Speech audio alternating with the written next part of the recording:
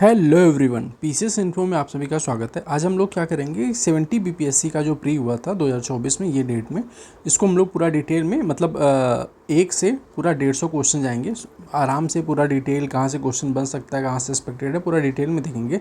इसके पहले इसी चैनल पे आप जाएंगे तो ये पेपर जो 70 वाला हुआ था इसको कैंसिल कर दिया गया था, ठीक है, क्योंकि लीक इन सब की वजह से।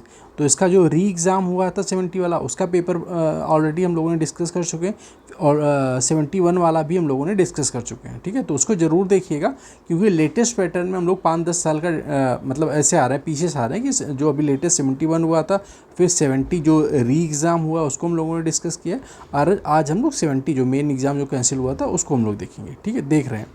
और इसलिए कि आप देखेंगे कि जो री एग्ज़ाम हुआ उसमें क्या क्या चेंजेज आए हैं, प्लस पूछने का क्या तरीका लेटेस्ट में चेंज आया है, तो हम लोग वो पूरा डिटेल में एनालिसिस करते जा रहे हैं, जो कि आपके लिए बहुत ही ज़्यादा फ़ायदे होगा मन। और हम लोगों ने एक्सप्लेन से जो मतलब देख रहे हैं कि कहाँ से क्वेश्चन बनाए हुए हैं, वो सब डिटेल में देख रहे हैं। साथ में आप लोगों ने देखा होगा कि कहाँ कहाँ से कितने कितने क्वेश्चन रिपीट हो रहा है, किस पे फोकस करने के एरिया है, हम लोग पूरा डिटेल में देख रहे हैं। तो ज़रूर देखिएगा, टाइम अब बहुत कम बचा है, इसलिए PYQ तो पूरा देख के जाना और पढ़ते रहिए। कुछ भी डाउट होगा तो आप कमेंट बॉक्स में ज़रूर बताइएगा, ठीक है। अगर आपको वीडियो हो सकता है कि 1 से 150 में अगर थोड़ी लंबी लगे इन सब पे, तो आप चाहे तो 1.25 या 5 जो भी स्पीड आपको उचित लगे उस पर करके आप ज़रूर देखिएगा पूरा, ठीक है। चलिए स्टार्ट करते हैं कि कह रहे हैं कि डाल्टन के परमाणु सिद्धांत की सफलतापूर्वक व्याख्या।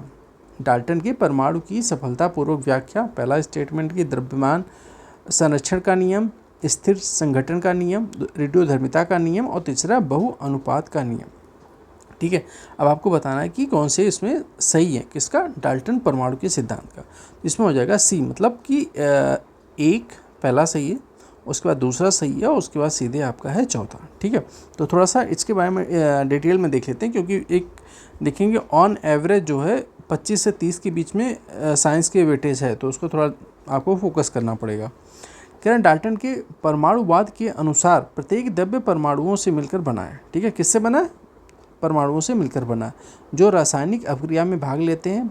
परमाणु अविभाज्य सूक्ष्मतम कण होते हैं, और रासायनिक अभिक्रिया में न उसे बना सकते और न ही कभी नष्ट, मतलब रासायनिक अभिक्रिया में परमाणु उसके नहीं बना सकते, न ही उसको नष्ट कर सकते हैं। यही द्रव्यमान संरक्षण का नियम है, ठीक है। अब द्रव्यमान संरक्षण का नियम हो सकता है कि इसमें कुछ यही दे दे के स्टेटमेंट को बना सकते हैं, या संरक्षण नहीं कर सकते, या ऐसे कुछ करके, तो ध्यान रखिएगा।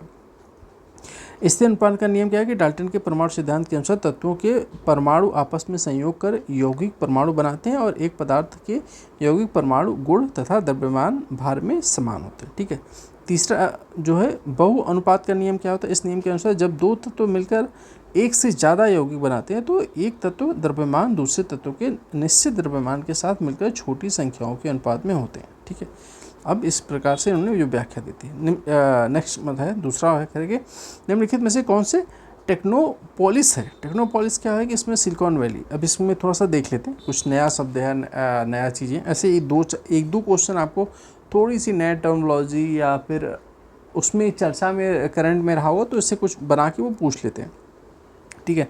अब सिलिकॉन वैली टेक्नोपोलिस है, जो उन्नत तकनीक और इनोवेशन केंद्र सिलिकॉन वैली उत्तरी कैलिफोर्निया के सैन फ्रांसिस्को खाड़ी क्षेत्र में दक्षिणी भाग में है। ये विश्व के सबसे महान विज्ञान पार्कों में से एक है, ठीक है। अब कुछ ऐसे आप लोग अभी, हालांकि पिछला आपने देखा होगा तो आपको याद होगा कि जो शब्द कहाँ से पूछने कैसे क्या, ठीक है। कह रहे हैं कि थर्ड वाला जो क्वेश्चन, निम्नलिखित में से कौन सा अम्ल पेट में स्रावित होता है? तो इसमें कौन सा होता है? पहला कहना है कि सल्फ्यूरिक अम्ल, नाइट्रिक अम्ल, फास्फोरिक अम्ल, तीसरा हाइड्रोक्लोरिक अम्ल। तो इसमें होता है हाइड्रोक्लोरिक अम्ल, ठीक है। क्या है हाइड्रोक्लोरिक अम्ल? HCl पेट तत्वों में स्रावित हो। देखिए, साइंस का विशेष फोकस करना है, करंट अफेयर विशेष फोकस करना है, साथ में PYQ को खूब रट के जाना, 10 साल का 5 साल का जितना भी आपसे हो पाए। उसके बाद हम लोग को science, current affair, PYQ, Bihar special, पहले इसको इतने टॉपिक को तैयार करने की कोशिश करिए पूरा, ठीक है। तो इसमें कह रहे हैं कि डी मतलब हाइड्रोक्लोरिक अम्ल। क्या होता है हाइड्रोक्लोरिक अम्ल? HCl बोलते हैं, पेट में स्रावित होता है। पेट में हाइड्रोक्लोरिक अम्ल के अलावा पोटेशियम क्लोराइड मतलब KCl और सोडियम क्लोराइड NaCl भी स्रावित होते हैं, ठीक है। तो ध्यान रखिएगा कि HCl के अलावा KCl और NaCl भी स्रावित होते हैं। हाइड्रोक्लोरिक अम्ल भोजन के माध्यम से हमारे शरीर में आने वाले सूक्ष्म जीवों को मारता है तथा इसकी pH मान इतना होता है 1.5 से लेकर 2 के बीच में होता है। हाइड्रोक्लोरिक अम्ल को पार्श्विका कोशिकाओं द्वारा स्रावित किया जाता है जिसे ऑक्सीनॉटिक कोशिकाओं के रूप में जाना जाता है। ठीक है, तो ये हमारा हो गया तीसरा। चौथा कह रहे हैं कि निम्नलिखित में से किस शासन ने हर्ष के समय में असम पर शासन किया था। कह रहे हैं कि हर्ष के समय असम पर शासन किया था किसने? भास्कर वर्मन ने। ठीक है, भास्कर वर्मन हर्ष के समय, तो भास्कर वर्मन हर्ष के समय असम पर शासन कर रहा था। हर्ष चरित्र कवि बाणभट्ट द्वारा रचित। अब हर्ष चरित्र किसकी, ये भी पिछले पेपरों में पूछा गया, मतलब मैच द फॉलोइंग में खूब सारी किताबें थी और मिलाना था, ध्यान रखिएगा। हर्ष चरित्र किसकी है? तो बाणभट्ट द्वारा रचित सम्राट हर्ष की जीवनी है। इस ग्रंथ में भास्कर नामक शासन द्वारा हर्षवर्धन को भेजे गए विभिन्न उपहारों का उल्लेख है। ग्रंथ में उल्लेखित भास्कर असम के वही बर्मन से संबंधित है। ठीक है, कह रहे हैं कि पाँचवा कहना है कि समुद्र तल केबल आधारित चेन्नई अंडमान और निकोबार परियोजना का उद्घाटन और राष्ट्र को समर्पित प्रधानमंत्री द्वारा कब किया गया था। ठीक है, अब देखिए इसमें क्या है कि ये 10 अगस्त 2020 को किया गया था। तो करंट इन सबसे जो लेटेस्ट चर्चा में बना रहता है वो जरूर पूछते हैं। ठीक है, करंट वाला अभी हम लोग अच्छे क्वेश्चन डिस्कस करेंगे कहाँ से तैयार करना। छठवां क्वेश्चन कर रहे हैं कि किस मीटर का उपयोग वाहन द्वारा तय की गई दूरी को मापने के लिए किया जाता है। किस मीटर का उपयोग किया जाता है? तो ओडोमीटर। ठीक है, कह रहे हैं कि ओडोमीटर का उपयोग वाहन द्वारा तय की गई दूरी को मापने के लिए किया जाता है। यह वाहन के डैशबोर्ड पर लगा होता है। ओडोमीटर इलेक्ट्रॉनिक, यांत्रिक या दोनों सम्मिलित प्रणाली हो सकते हैं। ओडोमीटर एक व्हील सेंसर होता है जो कि पहियों को रोटेशन को मापता है। व्हील सेंसर से मिली जानकारी इलेक्ट्रॉनिक सर्किट के जरिए प्रोसेस होती है। ठीक है, तो ओडोमीटर किसके लिए होता है कि ये ध्यान रखिएगा कि दूरी को मापने के लिए किया जाता है। किसमें? किसी मीटर का उपयोग वाहन के द्वारा जो दूरी तय की है उसके लिए ओडोमीटर। अगला क्वेश्चन है संविधान के किस संशोधन द्वारा एंग्लो इंडियन समुदाय के लिए आरक्षित सीटों को समाप्त कर दिया गया था। ठीक है, बहुत इंपॉर्टेंट है। कई बार अभी जो है हाल ही में ये बहुत बड़ा फैसला लेते हुए 104वें संविधान संशोधन द्वारा जो एंग्लो इंडियन की 2 सीटें जो रिजर्व हो रहती थी उसको हटा दिया गया था। ठीक है, तो अब मान के चलिए ये 1-2 बार अभी 2-3 साल चर्चा में बना रहेगा और इससे क्वेश्चन आएंगे। ठीक है, तो इसको हम लोग को ध्यान रखना कि इसमें 104वें संविधान संशोधन और किसमें आर्टिकल 331 में संशोधन करके इसको हटाया गया था। ठीक है, तो ये ध्यान रखिएगा। और निम्नलिखित में से देखिए मैथ के हम लोगों ने पिछले से जो कर रहे हैं कि मैथ और फिजिक्स के, मैथ के मतलब जो मैथ रीजनिंग के क्वेश्चन और फिजिक्स और जो फिजिक्स के न्यूमेरिकल इन सब पे होते हैं वो उसको डिटेल में अगले 5 साल का एक साथ वीडियो में डिस्कस करेंगे। ठीक है, तो ध्यान रखिएगा 9 से कभी 9 कभी 10 मैक्सिमम 10 क्वेश्चन के मैथ रीजनिंग के क्वेश्चन आएंगे। ठीक है, तो ये ध्यान रखिएगा। अगला क्वेश्चन देखते हैं कि नवाकरण निम्नलिखित बंदरगाहों में से कौन सा कृत्रिम बंदरगाह है। ठीक है, तो कृत्रिम बंदरगाह कौन सा इसमें? तो इसमें कह रहे हैं कि पहला है कि मोरमुआओ, मुंबई, कोच्चि, चेन्नई। तो चेन्नई जो है हमारा कृत्रिम बंदरगाह। ठीक है, तो थोड़ा सा और देख लेते हैं क्या होता है क्योंकि बंदरगाह से एक आध क्वेश्चन आते हैं। कह रहे चेन्नई बंदरगाह भारत का एक कृत्रिम बंदरगाह है। यह सबसे बड़े और सबसे पुराने कृत्रिम बंदरगाहों में से एक है। यह पूर्वी तट पर स्थित है और बंदरगाह में पेट्रोलियम और उसके उत्पादों, उर्वरक, लौह और सामान्य वस्तुओं का व्यापार होता है। जबकि मोरमो बंदरगाह, कोच्चि जैसे बंदरगाह कृत्रिम बंदरगाह है। ठीक है, तो मतलब ये अब जैसे मोरमो मुंबई में है, कोच्चि में बंदरगाह, ये सब क्या है? प्राकृतिक बंदरगाह है। ये बंदरगाह गहरे और ऐसी भगोल। अब ठीक है, ये तो ठीक है।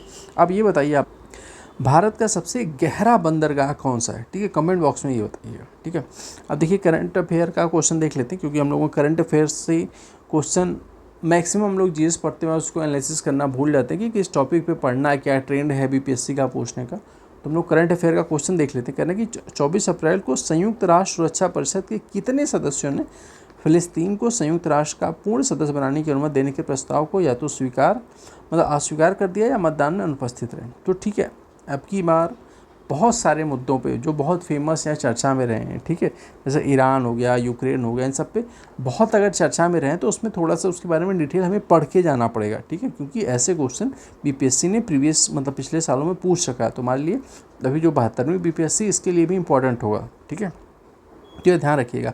अब इसमें भी देख रहे हैं 2024-25 में केंद्रीय बजट भाषण में आत्मनिर्भर या स्वावलंबन के लक्ष्य के तहत किस तेल बीज को शामिल नहीं किया गया। ठीक है, अब हमें क्या करना होगा कि जो हमारा अभी देखेंगे, आपने भी पिछला जो वीडियो देखी उन सब में आपने देखा होगा कि जो हमारे पूरे इंडिया मतलब भारत मतलब सेंट्रल का जो बजट है वहाँ वो हमें पढ़ के जाना पड़ेगा। सेंट्रल का बहुत ज़्यादा फोकस हमारा रहेगा बीपीएससी के मतलब बिहार में जो है बिहार के आर्थिक सर्वे, बिहार के बजट से खूब सारे क्वेश्चन आएंगे। मतलब ये मान के चलिए 2 से 3 क्वेश्चन मिनिमम आपको बिहार का जो इकोनॉमिक्स अगर आप नहीं पढ़ते तब भी चलेगा, क्योंकि इकोनॉमिक्स के एक बड़ा पोर्शन आपका बिहार के इकोनॉमिक सर्वे और बजट से आता है। ठीक है, उसमें प्लस सोशल वेलफेयर वाली जो स्कीम चलाई गई है, सोशल वेलफेयर में जो डेवलपमेंट हुए हैं उसको 100% हमें तैयार करके जाना पड़ेगा। ठीक है, तो ऐसे ध्यान रखिएगा, ऐसे जो चीज़ें हैं कि भाई किसी तेल को बढ़ावा देने के लिए या किसी बीज को आयात निर्बाध करने के लिए या किसी पे एमएसपी बहुत मैक्सिमम की गई, तो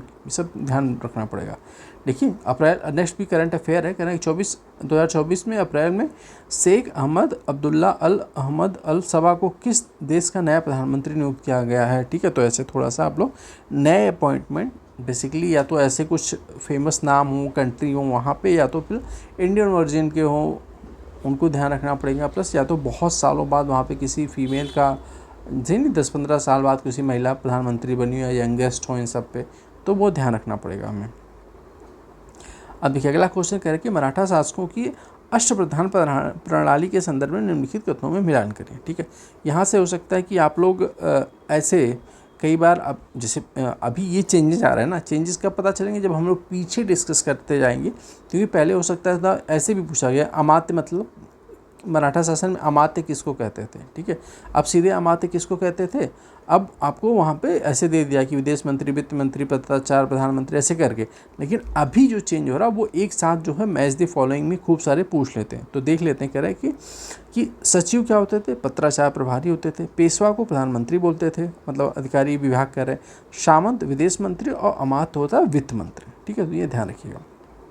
देखिए इसमें भी करंट अफेयर कह कि CSO मतलब सांख्यिकी और कार्यक्रम क्रियान्वयन मंत्रालय के औद्योगिक उत्पादन सूचकांक के आंकड़ों के अनुसार वित्तीय वर्ष 2023 में किन सूचकांकों में महत्वपूर्ण वृद्धि देखी गई है। तो ये हमें जो बेसिकली CSO हो गया, ठीक है, प्लस हालांकि मैक्सिमम आंकड़े CSO द्वारा जारी किए जाते हैं, प्लस हमें नीति आयोग और CSO बहुत इंपॉर्टेंट है, और स्वास्थ्य नहीं महिला एवं बाल विकास मंत्रालय जो इन सब के जो होते हैं आंकड़े, उसको हमें ध्यान रख के जाना पड़ेगा। कह रहे हैं कि मतलब करंट अफेयर में आप मैगजीन जहाँ से भी फॉलो करेंगे वहाँ दिया रहेगा, उसको मतलब थोड़ा सा अलर्ट होकर फोकस होकर उसको पढ़ना पड़ेगा। अगला क्वेश्चन कह रहे हैं कि 15 नंबर करके ऊष्मा स्थानांतरण जिसके लिए किसी माध्यम की आवश्यकता नहीं होती कहलाते हैं, क्या कहलाते हैं, विकिरण, रेडिएशन। ऊष्मा स्थानांतरण जिसके लिए किसी माध्यम की आवश्यकता नहीं होती है विकिरण, रेडिएशन कहलाता है। ऊष्मा स्थानांतरण 3 प्राथमिक तरीकों से होता है, संचालन, ठीक है, संचालन, संवहन और विकिरण के माध्यम से होता है, ये ध्यान रखिएगा। कह रहे हैं कि लावा के ठंडा होने और ठोस होने से किस प्रकार की चट्टानें बनती है। तो बहुत सारी इग्नियस मतलब आग्नेय चट्टानें बनती हैं, तो ध्यान रखिएगा। ज्योग्राफी का इजी क्वेश्चन है। 18वीं लोकसभा में के चुनाव के बाद मोदी सरकार ने केंद्रीय कपड़ा मंत्री के रूप में किसे नियुक्त किया। ठीक है, तो बेसिकली या तो जैसे अभी शिक्षा मंत्री चर्चा में रहे हैं, या फिर बिहार बेस मतलब जो हमारे बिहार स्टेट का कोई मंत्री है अगर सेंट्रल में है, ठीक है, किसी मंत्री, यहाँ तक कि मंत्री प्लस राज्य मंत्री, तो वो ध्यान रखना पड़ेगा वो बिहार का सेंट्रल में मंत्री है तो वो किस विभाग का या किस राज्य मंत्री है। ठीक है, तो ये ध्यान रखना पड़ेगा। मतलब ये करंट अफेयर्स हमें यही सीख मिलती है। तो करंट अफेयर में ऐसी एनालिसिस करना पड़ता है जिससे आपसे हमें फिर आगे कैसे पढ़ना है, करंट अफेयर तैयार करनी है, तो ये ध्यान रखना पड़ेगा। चीन, मंगोलिया और जापान निम्नलिखित में से मानव प्रजातियों में से कौन निवास करता है। तो मंगोलाइड। ठीक है, तो ध्यान रखिएगा, ऐसे क्वेश्चन फिर आ सकते हैं कि चीन हो गया, मंगोलिया हो गया, जापान, इन सब में जो है मंगोलाइड जो प्रजाति है वो निवास करती है। चशनामा का फारसी अनुवाद किसके द्वारा किया गया था, चशनामा बताइए आप लोग। तो इसका हो जाएगा चशनामा किसके, सी मोहम्मद अली बिन अबू बकर कुफ़ी। तो ये देखिए कह रहे हैं कि किसमें, एक तो पहले ही हो सकता है आपको कभी ऐसे मैच द फॉलोइंग सब में दे दे, तो जो चशनामा था वो मूल रूप में अरबी में लिखा गया था। तो अरबी ध्यान रखिएगा, अरबी में, न कि उर्दू या किसी और लैंग्वेज में, पारसी, इन सब में। लेकिन तो ध्यान रखिएगा, चशनामा मूल रूप से अरबी में लिखा गया था, जिसे बाद में 13वीं शताब्दी के दौरान मोहम्मद अली बिन अबू बकर कुफ़ी ने फ़ारसी में अनुवाद किया था इन्होंने। ठीक है, मतलब अरबी में लिखा गया था, इन्होंने इसको फ़ारसी में अनुवाद कर दिया। यह ग्रंथ उस काल के दौरान सिंध की सामाजिक राजनीतिक स्थितियों के बारे में जानकारी देती है। ठीक है, तो हमें इससे क्या हुआ कि पहले तो अरबी में लिखा गया, प्लस इन्होंने जो है उसका फ़ारसी में अनुवाद कर दिया। उसके बाद एक और चीज़ पता चली कि इसमें क्या है कि सिंध की सामाजिक आर्थिक और जो वहाँ की मतलब सामाजिक आर्थिक राजनीति जो भी वहाँ की परिस्थितियाँ हैं, इसके बारे में जानकारी मिलती। किसके बारे में? सिंध के बारे में।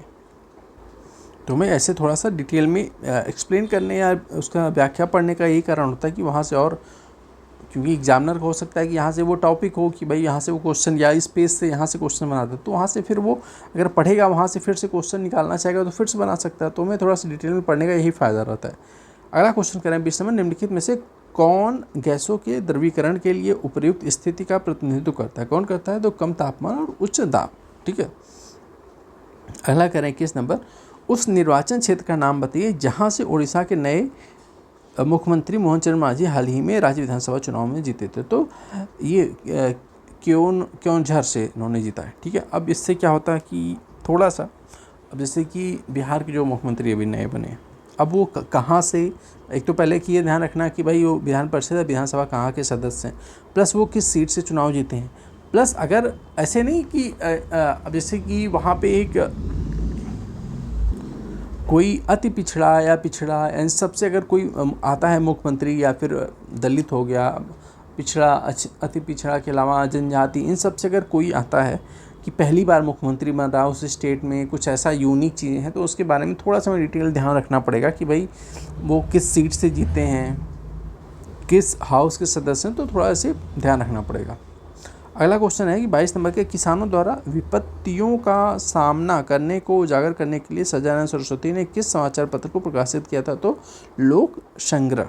ठीक है, देख लेते हैं थोड़ा सा। कह रहे हैं कि किसानों द्वारा विपत्तियों का सामना करने को उजागर करने के लिए सच्चिदानंद सरस्वती ने लोक संग्रह नामक समाचार मतलब प्रकाशित किया था। इस समाचार पत्र ने किसानों के अधिकारों की वकालत करने और उनके मुद्दों के लिए समर्थन जुटाने के लिए एक मंच के रूप में कार्य किया था। ठीक है, क्या नाम था इसके?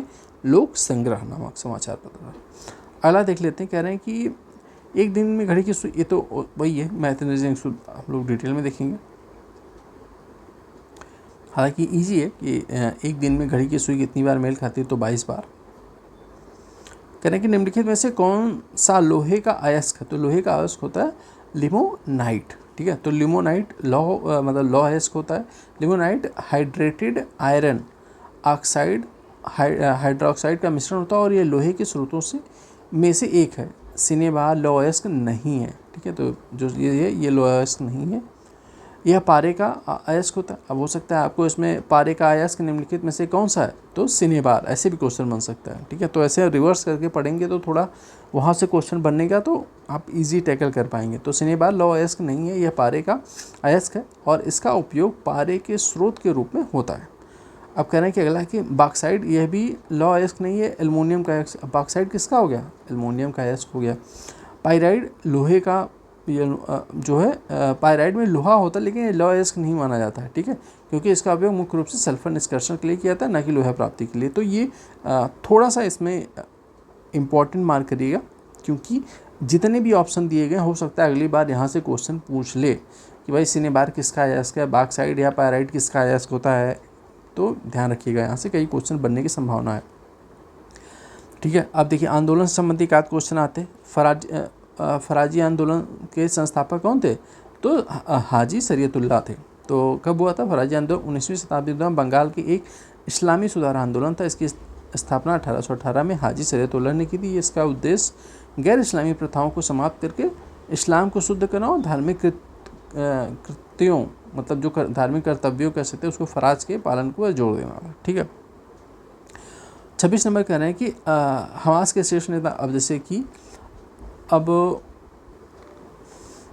इजराइल और फ़िलिस्तीन, ईरान, इन सब से वार हो रहा, तो जो लेटेस्ट थोड़ा सा शीर्ष नेताओं की जो जिसकी डेथ हुई है या फिर जो चर्चा में रहे, तो थोड़ा सा ध्यान रखिएगा। अगला भी जो है कि कहना है कि क्रिसिल के रेटिंग, अब अब ये भी करंट अफेयर है, 2030 तक भारत में कॉर्पोरेट बॉन्ड कितना बढ़ने की उम्मीद है, तो 100 से मतलब वही ये 100 से 120 लाख करोड़। अब इससे हमें ये नहीं मतलब होता है कि अब हमें ये ध्यान रखना पड़ेगा, क्रिसिल हो गई, मूडीज़ हो गई, ठीक है, या स्टैंडर्ड एंड पुअर्स हो गई, बहुत सारी जो रेटिंग एजेंसियाँ वो इंडिया के बारे में या फिर जो कुछ अच्छी और भी इंडिया की रेटिंग एजेंसी सब पे इन्होंने जीडीपी से लेके हर चीज़ में इन्होंने क्या प्रेडिक्ट किया है, तो उसको ध्यान रखना पड़ेगा, ठीक है।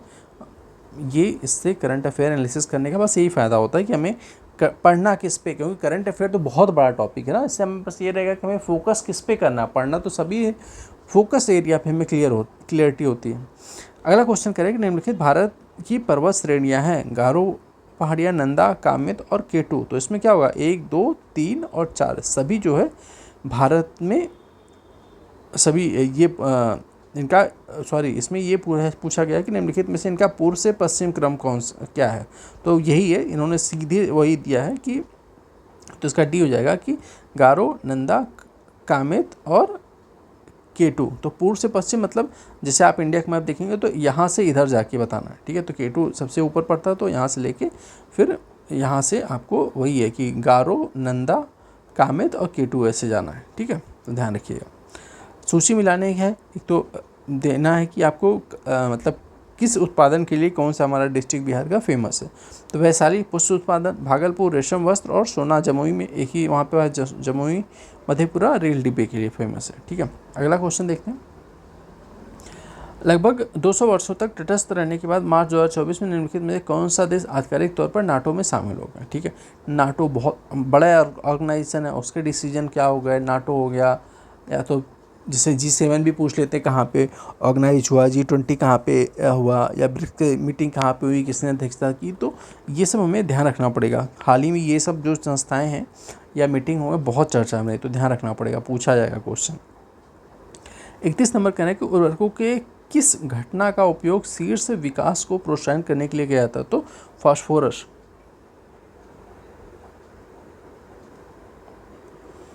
अगला क्वेश्चन देखते हैं, कह रहे कि वही है कि करंट अफेयर समझ आ गया ना कि कैसे पढ़नी चाहिए बोल के। 31 नंबर कह रहे हैं कि उर्वरकों के किस घटक का उपयोग शीघ्र विकास को प्रोत्साहित करने के लिए किया जाता है, तो उसमें होता है फास्फोरस। तो फास्फोरस उर्वरकों का एक प्रमुख घटक है जो मुख्य रूप से पौधों की शुरुआती वृद्धि को प्रोत्साहित करने के लिए जिम्मेदार है। फास्फोरस मुख्यतः पृथ्वी की भूप्रॉपर्टी के विभिन्न फास्फेट खनिज मतलब एपेटाइट के रूप में पाया जाता है। कोशिकाओं के निर्माण, बीजों के निर्माण और फसलों की परिपक्वता के लिए इस तत्व की अति महत्वपूर्ण भूमिका होती है, किसकी, फास्फोरस की।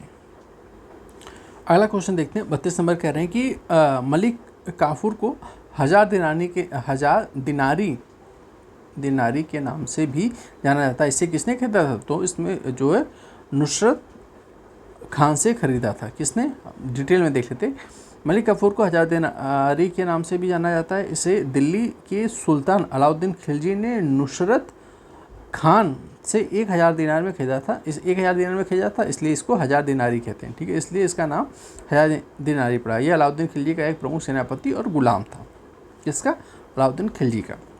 तो हो सकता है कि किसका गुलाम था, किसका सेनापति था, तो यहाँ से भी क्वेश्चन बन सकता है, तो ये अलाउद्दीन खिलजी भी याद रखिएगा। बिहार राज्य जल विद्युत निगम द्वारा स्थापना, देखिए ये क्वेश्चन कई बार रिपीट हुआ है, तो ध्यान रखिएगा कि जो बिहार राज्य जल विद्युत शक्ति निगम की स्थापना हुई थी 1982 में, ठीक है। तो बिहार राज्य जल विद्युत शक्ति निगम की स्थापना वर्ष 1982 में हुई थी। इसका गठन बिहार राज्य में जल विद्युत परियोजनाओं के विकास और प्रबंधन पर ध्यान केंद्रित करने के लिए किया जाता है। यह ऊर्जा मांगों को पूरा करने के लिए राज्य की जल विद्युत क्षमताओं को दोहन करने के लिए महत्वपूर्ण भूमिका निभाती है, ठीक है। अगला क्वेश्चन देख लेंगे कि new lamps for the old किसने लिखा था, उसने लिखा था ये अरविंदो घोष ने। New lamps for the old 19वीं शताब्दी के अंत में अरविंदो घोष ने लिखा था। ये लेख इंदु प्रकाश अखबार में प्रकाशित हुआ था, ठीक है। देखिए अब यहाँ से आपको क्या पढ़ना है, अंतर्राष्ट्रीय ओलंपिक दिवस 2024 में 23 जून को मनाया गया। इसकी थीम क्या थी, विषय क्या पूछा थी इसकी, पूछा गया। तो अभी जो हमारे यहाँ योगा डे है, ठीक है, अब इम्पॉर्टेंट है, वेटलैंड डे मनाया जाता है। ये जो महत्वपूर्ण दिवस है उसको थीम आपको ध्यान रखनी पड़ेगी, ठीक है। तो अगला देखते हैं, भारतीय राष्ट्रीय कांग्रेस 1912 पटना अधिवेशन की अध्यक्षता किसने की थी? कई बार पूछा गया, तो मोस्ट इंपॉर्टेंट ये भी रिपीटेड क्वेश्चन बहुत बार है, तो आर.एन. मधुलकर ने की थी। भारतीय राष्ट्रीय कांग्रेस 1912 में हुए पटना अधिवेशन की अध्यक्ष आर.एन. मधुलकर थे। यह भारतीय राष्ट्रीय कांग्रेस के 27वां अधिवेशन था। कौन सा नंबर का था? अब ये भी पूछ सकते हैं ना कि पटना 1912 पटना अधिवेशन हुआ था, किस नंबर का कांग्रेस का अधिवेशन था? तो 27वां अधिवेशन था। यह बिहार में आयोजित होने वाला पहला कांग्रेस अधिवेशन था। आर.एन. मधुलकर एक सामाजिक कार्यकर्ता जिन्हें महिला, शिक्षा, विधवा पुनर्विवाह और अस्पृश्यता को दूर करने से सामाजिक सुधार किया था। ठीक है, अब इसमें भी ये मैथ वाला भी उन्होंने डिस्कस किया था। अगला क्वेश्चन देख लेते हैं। देखिए, आर्थिक सर्वेक्षण से यहाँ से भी क्वेश्चन आया, तो ये भी इंपॉर्टेंट है कि इससे पता चलेगा ना हमें फोकस कहाँ पे करना है, कैसे। अगला क्वेश्चन देख लेते हैं कि हाल ही में उद्घाटन किया गया राष्ट्रीय डॉल्फिन अनुसंधान केंद्र कहाँ पे? पटना में। कई बार ये भी रिपीटेड है, जब से उद्घाटन किया गया तब से पूछा गया है कई बार। तो हाल ही में बिहार में राजधानी पटना में क्या है? राष्ट्रीय डॉल्फिन अनुसंधान केंद्र का उद्घाटन किया गया। यह अनुसंधान केंद्र गंगा डॉल्फिन के संरक्षण और अध्ययन के लिए समर्पित है, जो विलुप्त प्राय। अब देखिए, इससे क्या होगा, ये छोड़िए, ठीक है।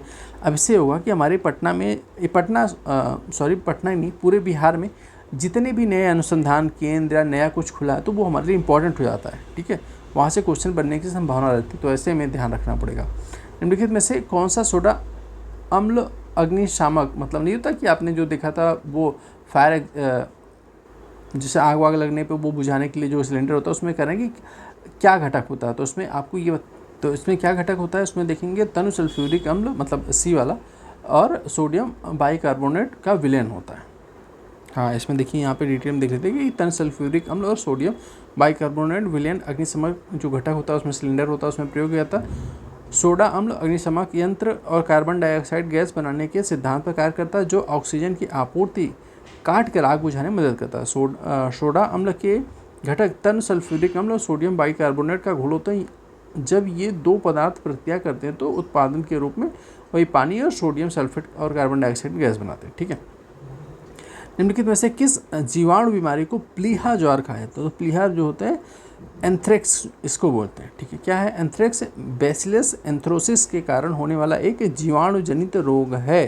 ठीक है, हो सकता है आपको जो है विषाणु जनित, यहीं पे एक्सचेंज करके स्टेटमेंट या क्वेश्चन बना सकते हो, तो ध्यान रखिएगा ये जीवाणु जनित रोग है। इसे प्लीहा ज्वार भी कहा जाता है क्योंकि ये अक्सर प्लीहा को प्रभावित करता है। ठीक है, जिससे यह बड़ा हो जाता है और उसमें सूजन आ जाती है। यह रोग मुख्य रूप से जानवरों को प्रभावित करता है, लेकिन संक्रमित जानवरों या उनके उत्पाद के संपर्क के माध्यम से मनुष्यों में भी फैल सकता है, तो ध्यान रखिएगा। इस वर्ष भारत जापान द्विपक्षीय समुद्री अभ्यास, ठीक है, कहाँ पे आयोजित किया? ठीक है, अब देखिए कि ये उस टाइम करंट अफेयर का था, तो ये जापान। अब इससे क्या होगा, आपने अभी लेटेस्ट जो 71 BPSC हुई थी, आपने उसमें देखा होगा कि स्पेशली जो एक्सरसाइज हो, मतलब करंट अफेयर में भी उन्होंने डिफेंस वाली जो करंट अफेयर है उस पर बहुत फोकस किया था। हम लोग डिटेल में देखा था क्योंकि लेटेस्ट पैटर्न पे वही एग्ज़ाम हुआ था। ठीक है, तो उसमें इन्होंने एक तो करंट अफेयर पूछा ही था, लेकिन डिफेंस वाले सेक्शन में तो हम लोग को क्या करना है कि करंट अफेयर और डिफेंस वाला जो सेक्शन है,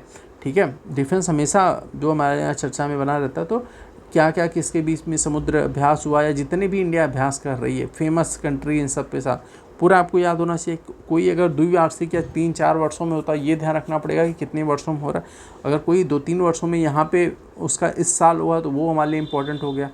प्लस नई टेक्नोलॉजी हो गई या नया हम लोगों ने कुछ युद्धाभ्यास किया है, साथ में कुछ हमारी सेना में नया वेपन शामिल हुआ है, तो वो हमारे लिए इम्पोर्टेंट हो जाएगा। ठीक है, अगला क्वेश्चन देखते हैं, रामकृष्ण मिशन की स्थापना किसके द्वारा की गई थी? तो 1897 में स्वामी विवेकानंद द्वारा की गई थी। ठीक है, देख लेते हैं थोड़ा सा डिटेल। कह रहे कि रामकृष्ण मिशन की स्थापना स्वामी विवेकानंद द्वारा 1897 में की गई थी। इसकी स्थापना उनके किनके?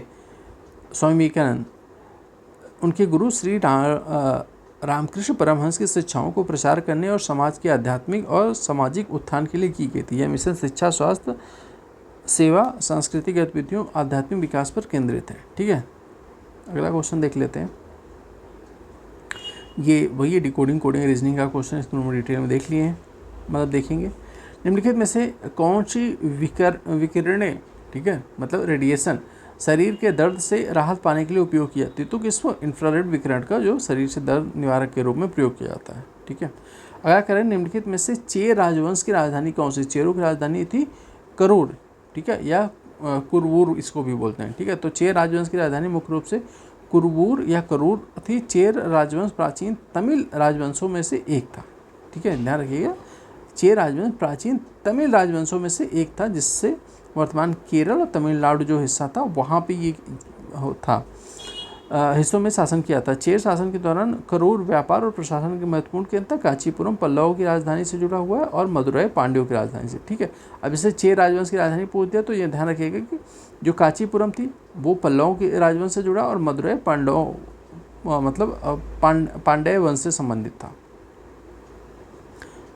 अंग्रेज नीतियों की आलोचना कृत गरीब हिंदुस्तान, जिसे बिहार 1930 में अंग्रेजों ने प्रतिबंधित किया था, लेखक कौन थे इसके? तो मोहम्मद वली हसन थे, ठीक है। मतलब इन्होंने एक किताब लिखी थी जिसमें भारत की गरीबी इन सबसे संबंधित था, उसको क्या किया, अंग्रेजों ने बैन कर दिया था, तो वही पूछा गया था। इसमें कह रहे हैं अंग्रेज नीतियों की आलोचक कृति गरीब हिंदुस्तान, जिसे 1930 में बिहार में प्रतिबंधित कर दिया गया था, कि लेखक मोहम्मद वली हसन थे।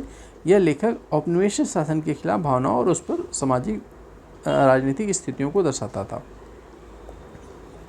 अब 48 नंबर बिहार के सकल, देखिए अब यहाँ पे अब ये चीज़ें क्या है देख रहे हैं, यहाँ पे हमारे बजट और इकोनॉमिक सर्वे कितना, तो जीडीपी कितनी है बिहार की, कितनी ग्रोथ रेट है, कितना हमारे यहाँ पे राजस्व, मतलब राजस्व इनकम कहाँ से मैक्सिमम स्रोत है, कहाँ पे जा रहा है, जीडीपी कितनी है, मतलब पूरे इंडिया की जीडीपी में कितनी कंट्रीब्यूट कर रहा है, जीएसडीपी कितनी है, कर राजस्व घाटा कितना है, ये सब हमें ध्यान रखना पड़ेगा। यहाँ से क्वेश्चन आएंगे ही। देखिए यहाँ से भी राष्ट्रीय प्रदेश सर्वेक्षण एनएचओ से एक, यहाँ से महिला बाल एवं श्रम भागीदारी कितना %, ये देखिए वही है, हम लोग डिस्कस किया ना कि कहाँ कहाँ पे किसके डाटा याद रखने, तो वही सेम यहाँ पे भी रिपीट है।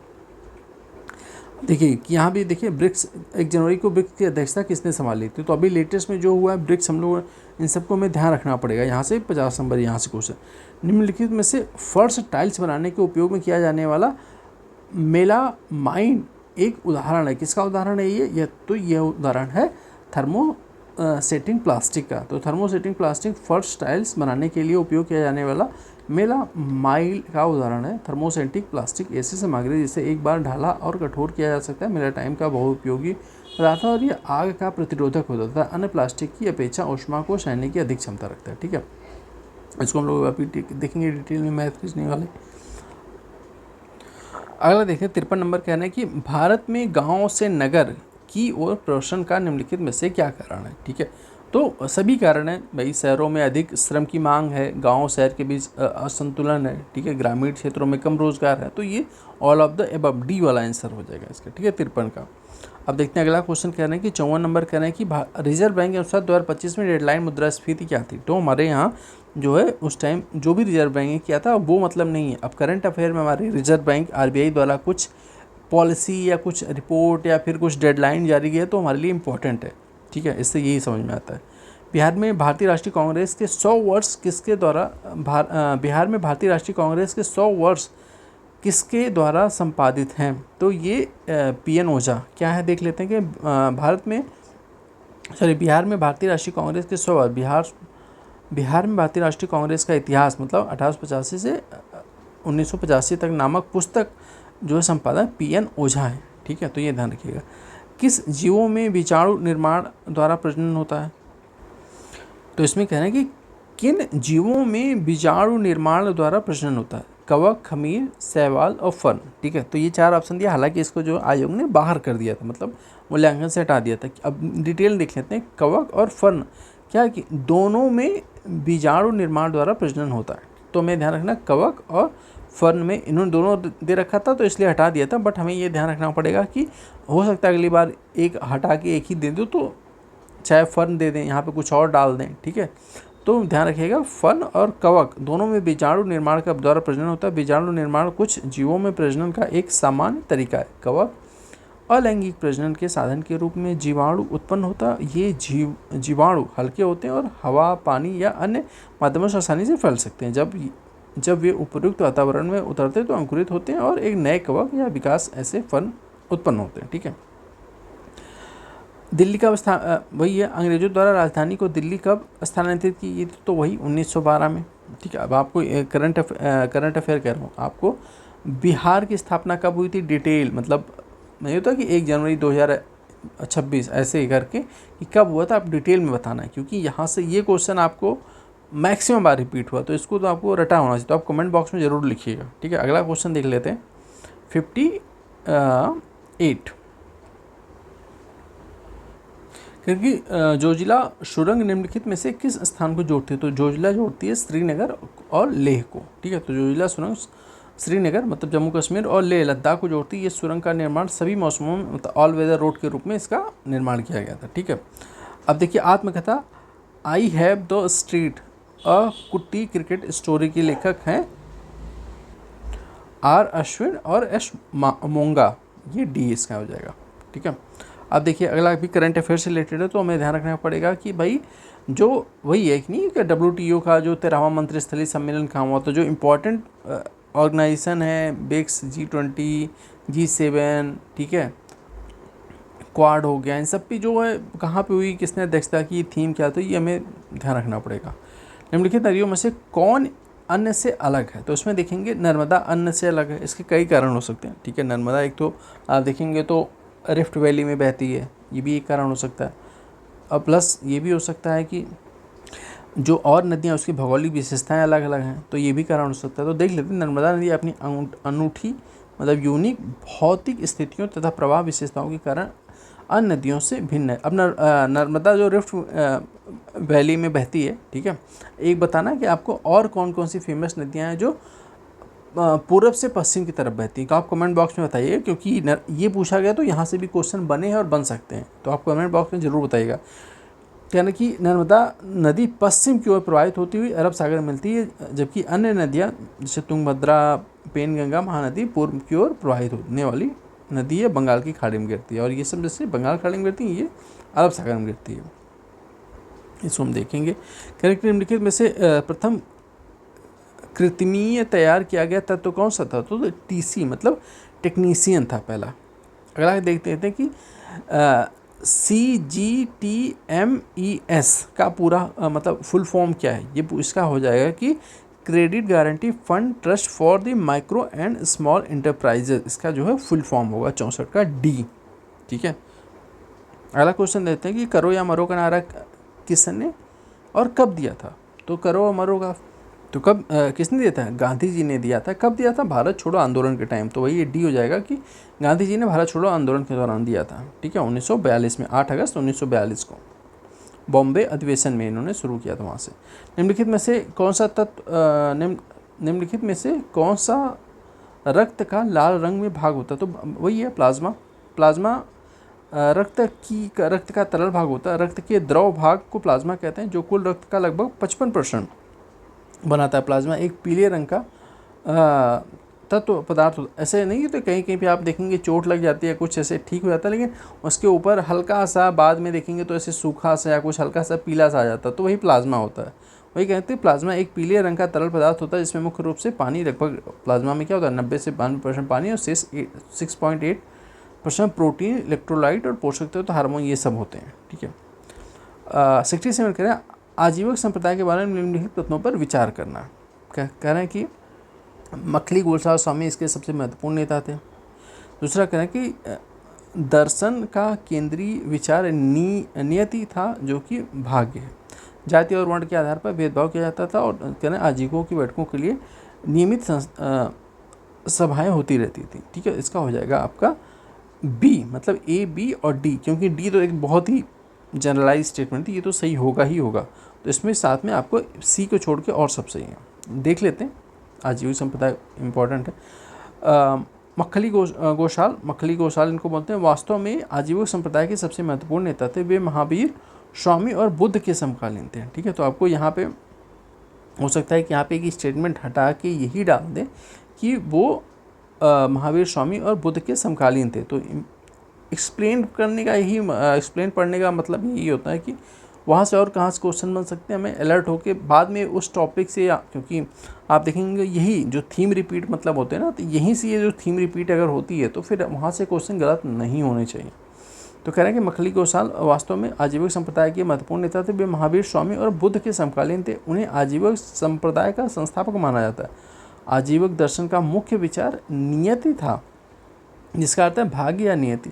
उनका मानना था कि जीवन में सब कुछ पूर्व निर्धारित है और आजीवकों के पास चर्चा और सभाएं होती रहती है और ये उनकी संगठनात्मक संरचना और सामुदायिक प्रथाओं का हिस्सा थे। जाति और वर्ग के आधार पर आजीवकों ने कभी भेदभाव नहीं किया और मतलब वही भेदभाव नहीं किया था, ये वाला स्टेटमेंट यहाँ पे किया ना कि भेदभाव किया जाता था, लेकिन यहाँ पे इन्होंने नहीं किया था, तो इसलिए ये गलत हो गया और सब सही है।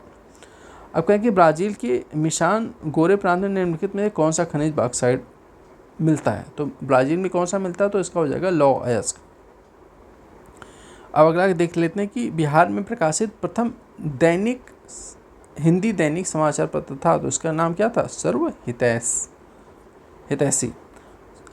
मतलब बिहार में प्रथम हिंदी दैनिक समाचार पत्र सर्व हितैषी था। अगला कहना है कि निम्नलिखित में से किसकी कक्षा अत्यधिक लंबी अंडाकार होती है, तो उसमें देखेंगे तो कॉमेट, मतलब जो धूमकेतु, कॉमेट को बोलते हैं धूमकेतु, इनकी जो कक्षाएं होती हैं वो अत्यधिक लंबी और अंडाकार होती हैं। ठीक है, तो ये ध्यान रखिएगा 70 नंबर। अब वही है कि वे सूर्य मतलब जो देख लेते हैं इसके बारे में। धूमकेतु आकाशीय पिंड होता है जो मुख्य रूप से बर्फ, धूल, चट्टानी पदार्थों से बने होते हैं। वे सूर्य के चारों ओर अपनी अत्यधिक लंबी भंडार कक्षाओं के लिए जाने जाते हैं। इसका मतलब है कि उनके रास्ते फैले होते हैं और गोलाकार नहीं होते। इनकी लंबी कक्षाओं के कारण धूमकेतु अपना अधिकांश समय सौर मंडल के बाहरी क्षेत्रों में सूर्य से दूर रहते हैं। ठीक है, तो ये ध्यान रखिएगा। अगला कह रहे हैं कि ये देखिए, इसको हम बाद में डिस्कस करेंगे 71 नंबर, क्योंकि रीजनिंग का क्वेश्चन है।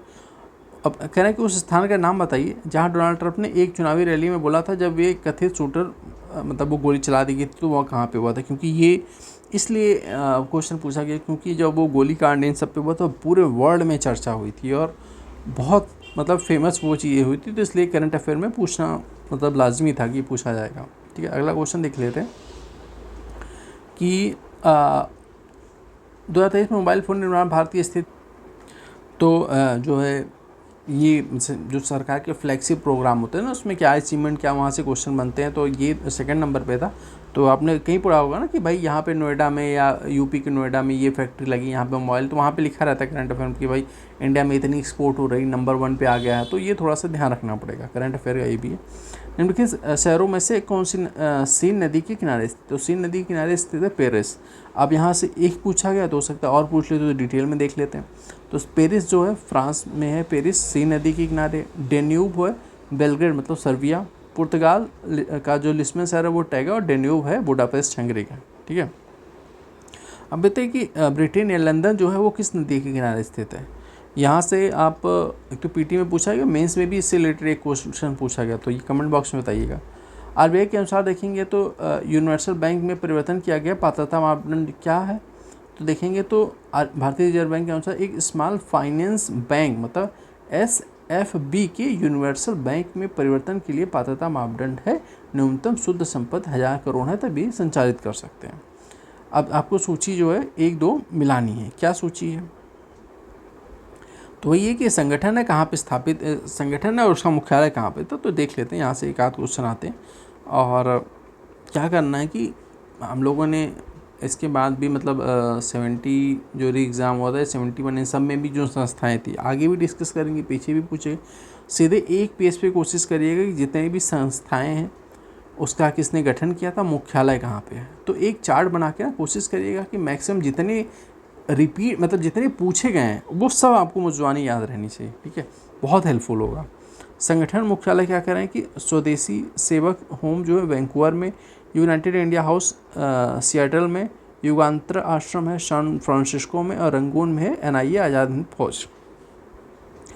मुस्लिम लीग ने प्रत्यक्ष कार्रवाई दिवस बहुत फेमस इंसिडेंट था, तो 16 अगस्त 1946 में। देख लेते हैं क्या है कि प्रत्यक्ष कार्रवाई दिवस 16 अगस्त 1946 को मुस्लिम लीग द्वारा घोषित किया गया था। कब किया गया था, 16 अगस्त 1946।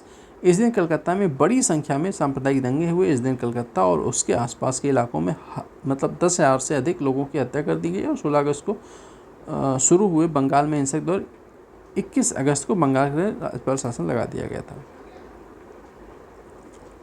अब देखिए ये भी है कि शायद मतलब अगर आप देखिए हम लोगों ने हालांकि डिस्कस ही किया था, क्योंकि इससे रिलेटेड 71 में भी क्वेश्चन पूछा गया। अब यूनेस्को द्वारा जो इंडिया की कोई हेरिटेज घोषित की गई कहाँ पे, यहाँ तक कि वो तो कहाँ पे इंडिया को और किसी चीज़ में घोषित किया गया, जैसे अभी लखनऊ को कुछ सम्मानित किया गया कि फूड से संबंधित, तो कमेंट बॉक्स में उसका क्या नाम है, गैस्ट्रोनॉमी ये सब करके, ठीक है, तो इंपॉर्टेंट हो जाता है। प्लस यहाँ तक कि यूनेस्को इन सब की बैठकें किस शहर में हुई हैं, ठीक है, क्या नॉमिनेशन इंडिया का था, ये सब इंपॉर्टेंट है, तो ध्यान रखिएगा। जीवन की संरचनात्मक एवं कार्यात्मक इकाई क्या है, तो ये बहुत ही बार रिपीट है। तो जीवन की संरचनात्मक एवं कार्यात्मक इकाई क्या होती है, टिश्यू मतलब सॉरी टिश्यू नहीं, कोशिका सेल होती है, तो ए मतलब ए हो जाएगा इसका आंसर, ठीक है। तो ये कि जीवन की संरचनात्मक एवं कार्यात्मक इकाई कोशिका होती है। कोशिका सभी जीवित प्राणियों का निर्माण करती है। कोशिका की आकृति एवं आकार उनके विशेष कार्यों के अनुरूप होते हैं। कोशिकाओं को कोशिकांग मतलब माइटोकॉन्ड्रिया, गोल्गी बॉडी और राइबोसोम इन सबसे मिलकर बनी होती है। इसको भी देखेंगे बाद में हम लोग। 80 नंबर 81 भी देखिए, करंट अफेयर, विकसित भारत प्राथमिकता क्या दी गई थी, केंद्रीय बजट। एक चीज़ तो आपको समझ में आएगा ना कि भाई देखिए अभी हम लोगों ने इसी एक पेपर में कम से कम अगर आप मतलब केंद्र, सेंट्रल और स्टेट का मिला के देखेंगे तो 7 से 8 क्वेश्चन, ठीक है, 6-7 क्वेश्चन कम से कम मिनिमम अभी तक पूछे जा चुके हैं। बजट, इकोनॉमिक सर्वे, बिहार की जीडीपी, इकोनॉमिक्स संबंधित करंट अफेयर ही। कोर आपने इकोनॉमिक्स अभी नहीं देखी होगी, कोर से कोई भी क्वेश्चन नहीं आया, सब करंट अफेयर इकोनॉमिक्स पूछे गए हैं, तो ध्यान रखिएगा, इसको हम लोग पढ़ना पड़ेगा। निम्नलिखित अपवाह प्रणालियों में से किससे बिहार की भूमि अप्रवाहित होती है, घाघरा, यमुना, महानदी और नर्मदा। तो इसका आंसर हो जाएगा हमारा ए मतलब घाघरा। थोड़ा डिटेल में देख लेते हैं। बिहार की भूमि गंगा नदी और इसकी सहायक मतलब गंगा अपवाह प्रणाली के द्वारा अप्रवाहित होती है, परंतु उत्तर के रूप में दिए गए सभी विकल्प स्वतंत्र रूप से बिहार में प्रवाहित नहीं होती। परंतु देखेंगे यमुना गंगा नदी तंत्र सबसे महत्वपूर्ण सहायक नदी, परंतु प्रयागराज में इसका संगम होने के पास विलीन होती है। घाघरा भी गंगा की सहायक नदी जो कि तारण जिले में छपरा के पास गंगा में मिल जाती है, अतः अभिष्ट उत्तर ए है, ठीक है। अमरकोश के अनुसार भूमि के प्रकारों पर विचार करें, किसके अनुसार, अमरकोश के अनुसार करना है, ठीक है। उर्वरा, उपजाऊ, मरु रेगिस्तान, सादवाल घास, देवमात्रिक वर्षा क्षेत्र। तो इसमें उपरोक्त में से एक से अधिक क्या है, थोड़ा डिटेल देख लेते हैं। गुप्त काल के भाषा विशेषज्ञ एवं सम्राट चंद्रगुप्त विक्रमादित्य ने 9 रत्नों में से एक अमर सिंह ने अपने विश्वकोश, अमरकोश मतलब अब देखिए अमरकोश किसका है, अमर सिंह का है, में 12 प्रकार की भूमि का उल्लेख किया। उर्वरा तब इन्होंने वही ये 12 प्रकार की उर्वरा, ऊर्जा, इन सब की 12 प्रकार की भूमि का उल्लेख किया। किसने, अमर सिंह ने अमरकोश में किया, ठीक है। अनुच्छेद 243 जे के अनुसार पंचायतों के लेखों के प्रबंधन में निम्नलिखित प्रबंधन से संबंधित नियम कौन बनाता है, ठीक है। तो वही राज्य मतलब जो है आप देखेंगे ना को ये जो है मतलब 11वां संविधान 11वीं अनुसूची 12वीं अनुसूची में जो चीज़ें दी हैं वो किसने, स्टेट लेजिस्लेटिव के विषय है। इसको 73वें संविधान संशोधन 1992 में जोड़ा गया था। निम्नलिखित में से कौन सा एक गैर संपर्क बल है, निम्नलिखित में से कौन सा एक गैर संपर्क बल है, तो इसमें देखेंगे चुंबकीय बल, मैग्नेटिक फोर्स। गैर संपर्क बल वे बल होते हैं जो 2 या 2 से ज़्यादा वस्तुओं के समर्थन में आए बिना पैदा होते हैं। उदाहरण के लिए गुरुत्वाकर्षण, चुंबकीय, विद्युत और परमाणु आदि बल क्या होते हैं, गैर संपर्क। अगला क्वेश्चन कह रहे हैं कि मोटरसाइकिल का संबंध बैटरी में उसी प्रकार है जिस प्रकार जीवन का संबंध सूरज से, मतलब एक प्रकार से देखेंगे जैसे मोटरसाइकिल का बैटरी एनर्जी वाला सोर्स है, तो वही जीवन यहाँ पे सूरज से संबंधित ऐसे इन्होंने लिंक करके एक क्वेश्चन बनाया, ठीक है। हालांकि रेयर ही क्वेश्चन ये एक पूछे जाते हैं कभी कभी, बट ईजी होते हैं, थोड़ा सा लॉजिकल सोचेंगे तो बट कम आते हैं। राजा प्रवर सेन के बारे में निम्नलिखित में से विचार करना है, जो इतने स्टेटमेंट दिए गए। पहला कह रहे हैं कि यह वाकाटक वंश का वास्तविक संस्थापक थे कौन, प्रवर सेन। दूसरा कह रहे हैं उनका साम्राज्य उत्तर में बुंदेलखंड से लेकर दक्षिण में हैदराबाद तक था, वह अपने पिता विंध्य शक्ति के उत्तराधिकारी बने। और तीसरा है उनका उल्लेख पुराणों में मिलता है, किसका, प्रवर सेन का। तो हमारा इसका आंसर हो जाएगा डी, उपरोक्त में से एक से अधिक। देख लेते हैं इनके बारे में थोड़ा सा। प्रवर सेन प्रथम वाकाटक वंश के संस्थापक विद्याशक्ति के पुत्र और उत्तराधिकारी थे, ठीक है। यद्यपि विंध्य शक्ति 255 ईसा पूर्व में वाकाटक वंश की स्थापना की, परंतु स्वतंत्र होते हुए भी विंध्य शक्ति एक छोटा राजा था। कौन, विंध्य शक्ति। वाकाटक साम्राज्य की स्थापना वस्तुतः विंध्य शक्ति के पुत्र प्रवर सेन ने की थी। यही कारण है कि प्रवर सेन को वाकाटक वंश का वास्तविक संस्थापक कहा जाता। प्रवर सेन का साम्राज्य उत्तर में बुंदेलखंड से दक्षिण में हैदराबाद तक विस्तृत था। पुराणों में प्रवर सेन को प्रवीर कहा गया। ठीक है, तो प्रवीर भी हो सकता है, पूछ लें, अतः यह अवश्य उत्तर 1 से अधिक होगा। अब इसमें भी आपको जो है समाचार पत्र दिया और संपादक मिला, मैच दी फॉलोइंग करनी, बहुत इंपॉर्टेंट। जैसे उन्होंने बताया कि संस्थाएं किसने स्थापित की, लोकेशन, तो पेपर के बारे में ऐसी लिस्ट बना के आपको न्यूज़पेपर संपादक पढ़ना पड़ेगा। तो फ्री हिंदुस्तान, इसके संपादक थे तारकनाथ दास। इंडिया ओपिनियन महात्मा गांधी का था। वॉइस ऑफ इंडिया दादा भाई नौरोजी और बंगाली सुरेंद्र नाथ बनर्जी का। ठीक है, अब देखिए फ्री स्टाइल में इसको ओलंपिक में मिला था, करंट अफेयर का क्वेश्चन ये भी है। 2011 की जनगणना बिहार में निम्नलिखित जिलों में से किसमें अनुसूचित जनजातियों की जनसंख्या प्रतिशत सर्वाधिक है? तो कटिहार में सबसे ज़्यादा क्या है, अनुसूचित जनजाति। ठीक है, तो बिहार अभी हम लोग के लिए एक फ़ायदा है कि अभी तक तो हालांकि नॉर्मली जो जनगणना होती थी अभी तक हो जाती है, बट कोविड वजह से डिले, तो हमें 2011 वाला ही फिर से रिपीट करके, नया डाटा नहीं, वही पुराना वाला पढ़ के जाना पड़ेगा। बिहार बजट में किस क्षेत्र में सबसे अधिक आवंटन हुआ? तो जो देखिए इससे क्या होगा, अब हमें जो बजट पढ़ेंगे बिहार का, किस तरीके से पढ़ना है, कहाँ पे आवंटन ज़्यादा हुआ, किस क्षेत्र में जो है सुधार हुआ है, क्या स्थिति है, तो यही पूछा बिहार में सबसे अधिक कहाँ पे आवंटित किया गया था। तो उस टाइम शिक्षा में था, अभी आप जो करंट में देखेंगे तो कहाँ पे आवंटित हुआ तो पूछा जा सकता है। और हालांकि आप कमेंट बॉक्स में बता सकते हैं बिहार बजट में की पॉइंट की यहाँ पे आवंटित हुआ है इन सबसे। ठीक है, तो इसको भी हम लोग देखेंगे। निम्नलिखित में से कौन से महत्वपूर्ण कोरंडम और क्रायोलाइट धातु के अयस्क हैं? तो इसमें होगा एल्युमिनियम। कोरंडम और क्रायोलाइट दोनों एल्युमिनियम के अयस्क हैं। देखिए यहाँ से दो क्वेश्चन आ गया ना, एक ऊपर हम लोगों ने एक लॉ एस से संबंधित रिलेटेड पूछा था क्वेश्चन, तो एक यहाँ से भी सेम मिलता जुलता पूछा गया। तो ये कि कोरंडम और क्रायोलाइट दोनों एल्युमिनियम के अयस्क हैं। कोरंडम एल्युमिनियम ऑक्साइड का क्रिस्टलीय रूप है, यह सबसे कठोर खनिजों में से एक है। क्रायोलाइट सोडियम और एल्युमिनियम फ्लोराइड से बना और सफ़ेद और रंगहीन होता है। ठीक है, अब देखिए ये भी जो है कि वरिष्ठ नागरिकों में डाक पत्र इन सबसे संबंधित करंट अफेयर का ही है।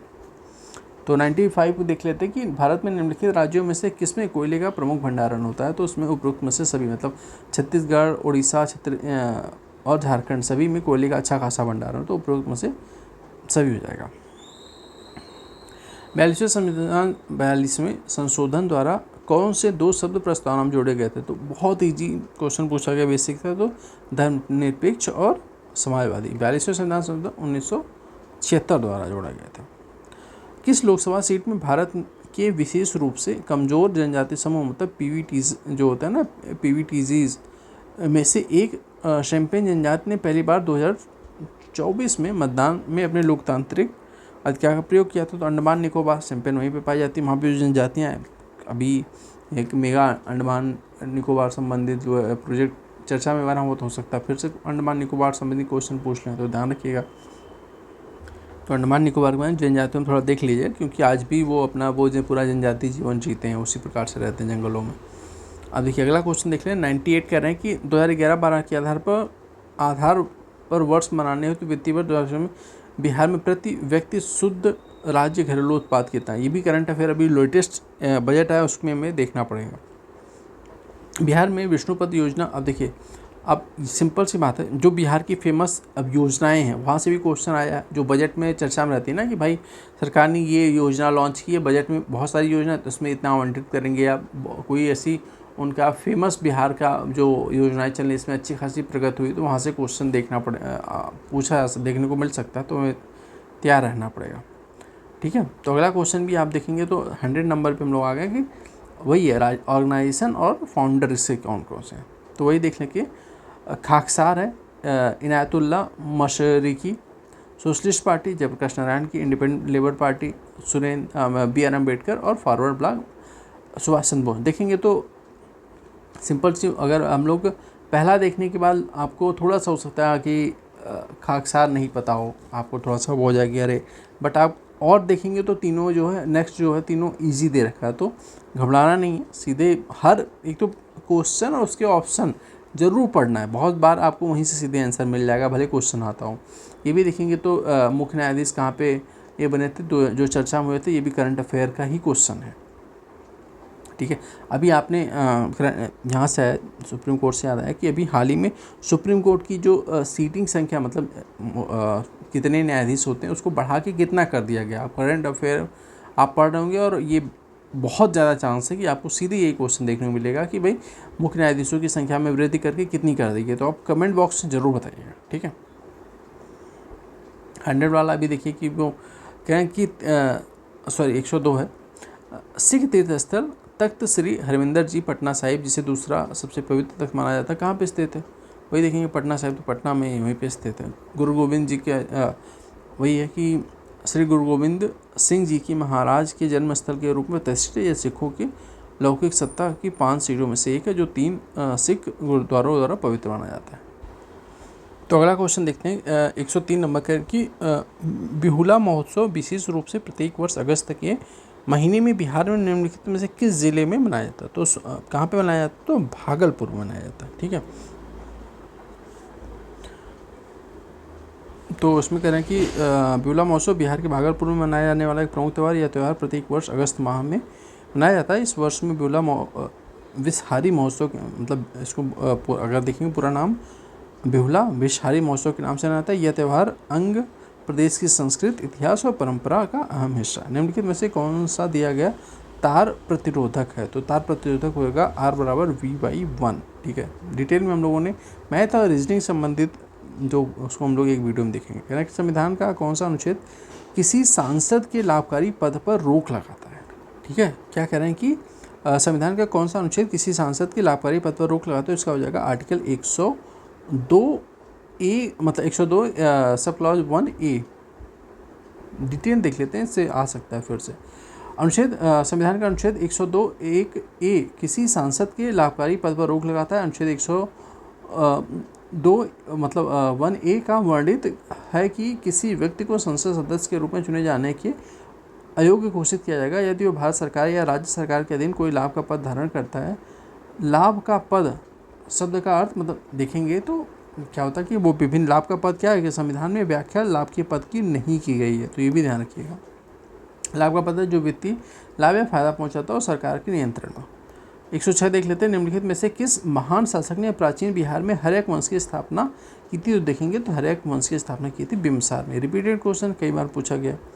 कह रहा कि रुचि कंबोज संयुक्त राष्ट्र, जो अब देखिए ये भी करंट अफेयर का, यूएन में किसी ने इंडिया की बहुत अच्छा भाषण दिया है, कोई चर्चा में रहा, ट्रेंडिंग रहा, तो वो किसने दिया, किस टॉपिक पे था, वो हमें ध्यान रखना पड़ेगा।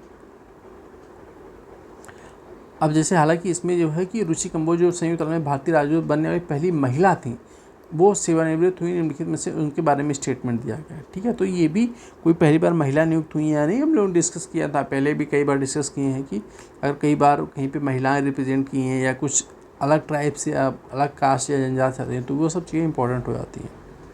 अगला क्वेश्चन देखते हैं कि 121 देखेंगे कि ये भी उससे संबंधित है। 1 मिनट, 121 नहीं, हम लोग 108 पे आएंगे। ठीक है, निम्नलिखित में से कौन सा ऊष्मा छेपी प्रक्रिया है? तो ऊष्मा छेपी प्रक्रिया कौन सी है?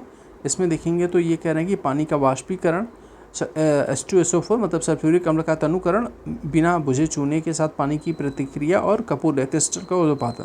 तो इसका हो जाएगा हमारा आंसर बी, मतलब 2 और 3। ये हो जाए सल्फ्यूरिक H2SO4 वाली और बिना बुझे चूने के साथ पानी प्रतिक्रिया, ये हो जाएगा हमारा ऊष्मा छेपी प्रक्रिया।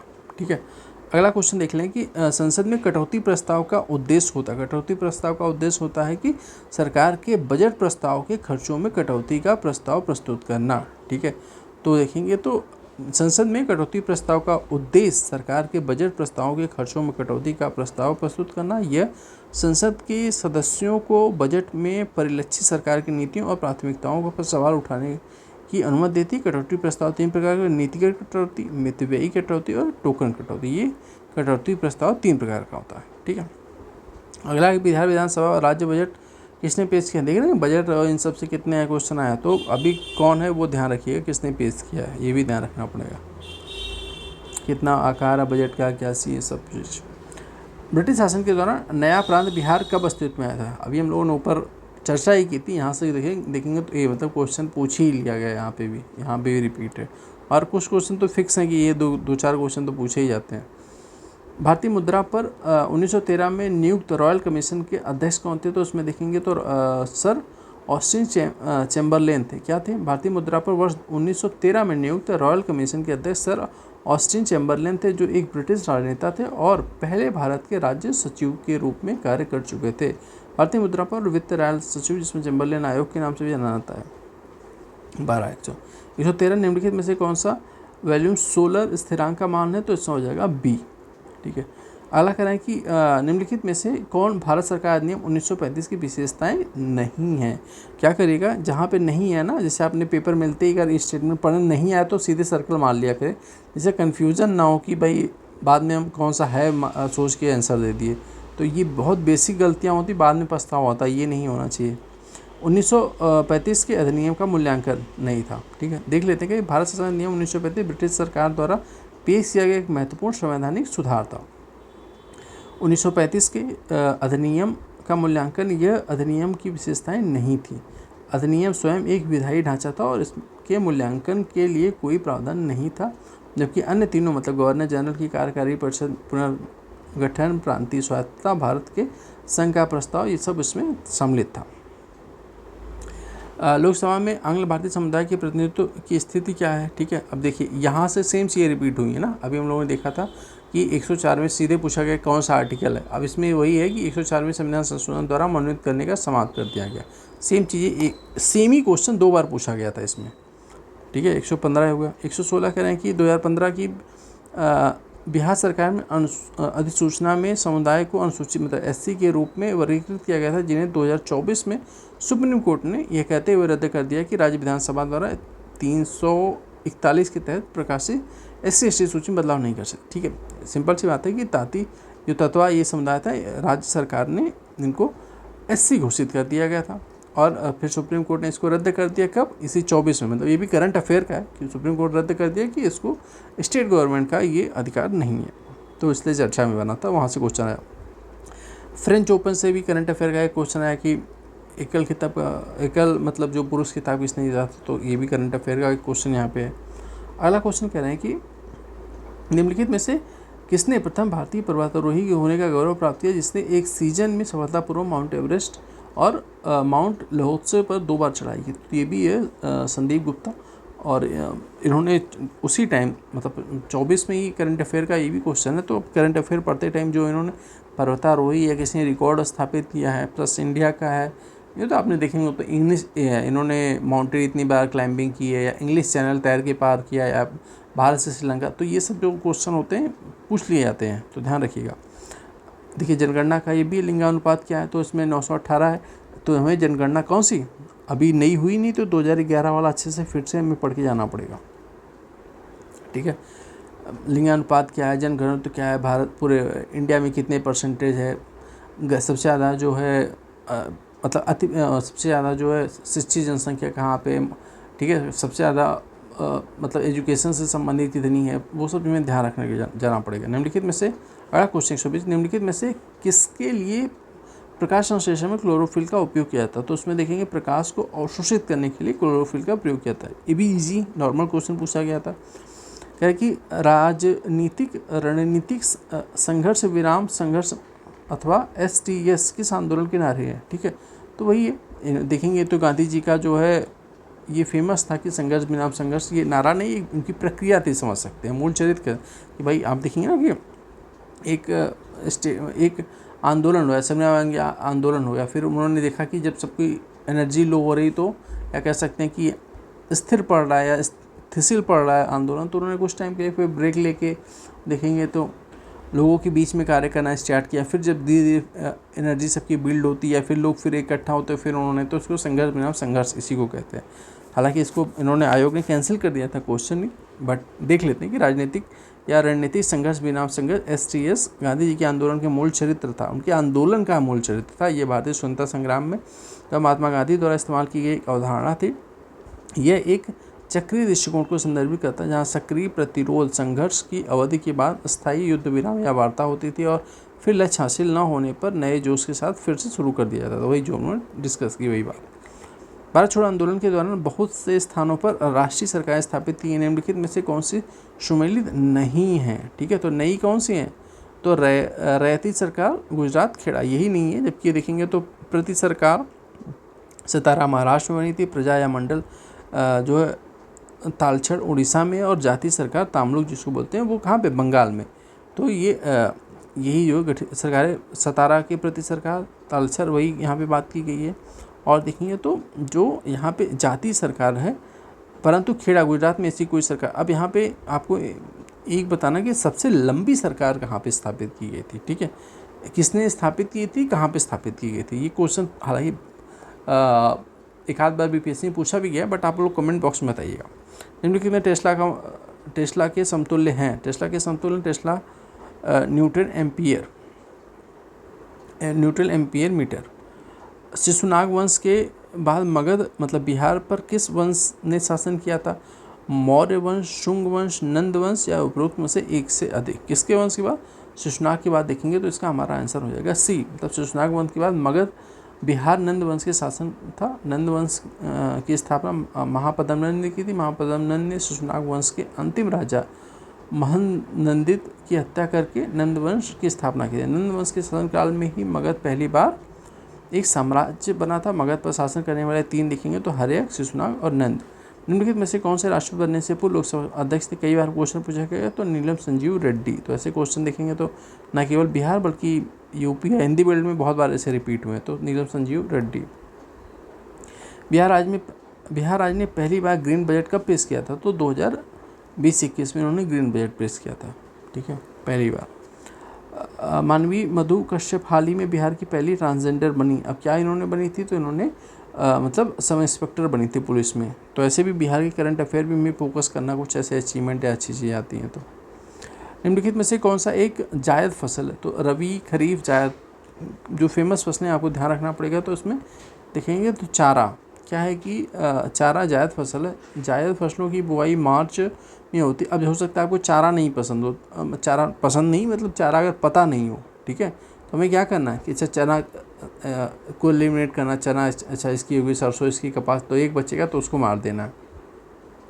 तो चारा जायद फसल है। जायद फसलों की बुआई कब होती है? मार्च में होती है और काटने का समय जून होता है, ठीक है। इस टाइम जायद की कटाई चल रही होगी, मतलब सीजन आ रहा है। जायद की फसलों को ग्रीष्मकालीन फसल भी कहते हैं। जायद की कुछ प्रमुख फसलें देखें, तरबूज, खीरा, ककड़ी, ये सब जो है क्या है, जायद की है। 83 विधानसभा जिन्होंने पेरिस ओलंपिक में 2024 में शूटिंग से भारत में प्रतिनिधित्व किया था, बिहार में किस निर्वाचन क्षेत्र से चुनी गई? तो देखेंगे तो जमुई से चुनी गई थी, ठीक है। जमुई में क्या होता है? सोने का भंडारण बहुत सारा है, तो ध्यान रखिएगा, ये भी करंट अफेयर का था। भारत, चीन और इंग्लैंड के बीच त्रिकोणीय व्यापार का मुख्य आर्थिक आधार क्या था? तो देखेंगे अफीम, ये ट्राइंगल था। भारत, चीन और यहाँ से होकर के इंग्लैंड, ये तीनों क्या? अफीम। देख लेते हैं, भारत, चीन और इंग्लैंड के बीच त्रिकोणीय व्यापार का मुख्य आकर्षण आधार अफीम था। थॉमस मैनुअल ने टैन चुंग के अफीम व्यापार के वर्णन को इस प्रकार व्यक्त किया कि इससे भारत, चीन और ब्रिटेन त्रिकोणीय व्यापार पर पड़ने वाले प्रभाव का उल्लेख है। चीनियों को अफीम मिला, अंग्रेजों को चाय और भारतीयों को उपनिवेश मिला।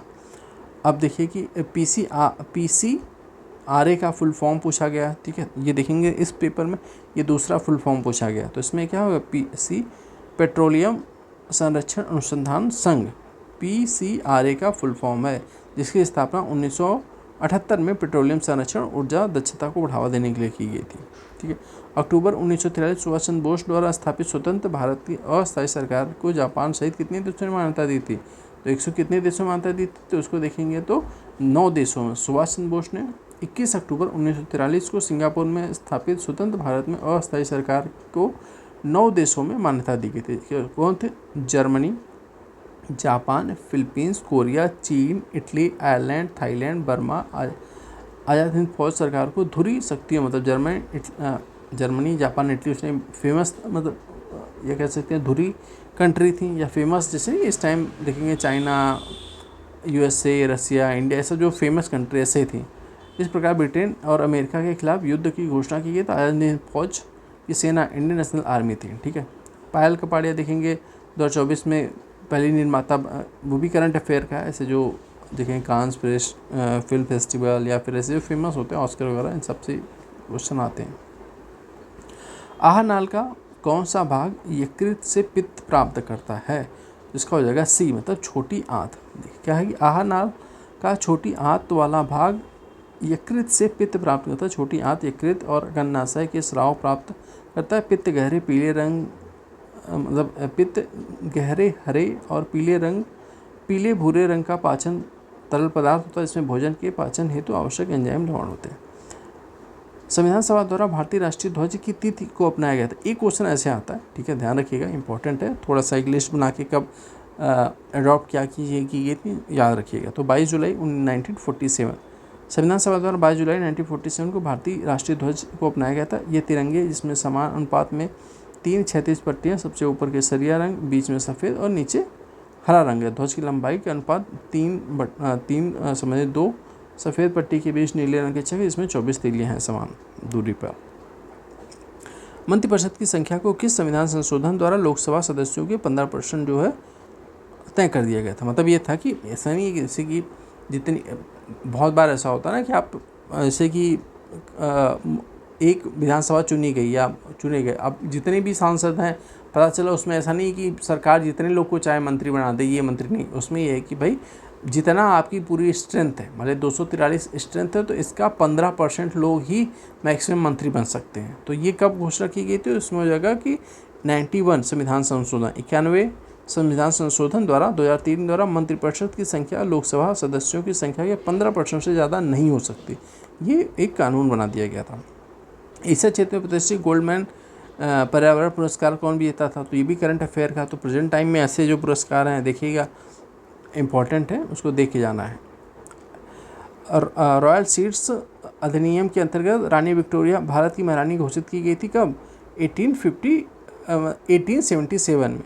ठीक है, हालांकि देखेंगे तो 1857 के स्वतंत्रता विद्रोह के बाद भारत की सरकार ईस्ट इंडिया कंपनी को से क्राउन को हस्तांतरित कर दिया गया था। मतलब क्राउन से लेके वहाँ की महारानी इन सब पे, या उनको जो वहाँ की ताज था, ब्रिटिश ताज को हस्तांतरित कर दिया गया था।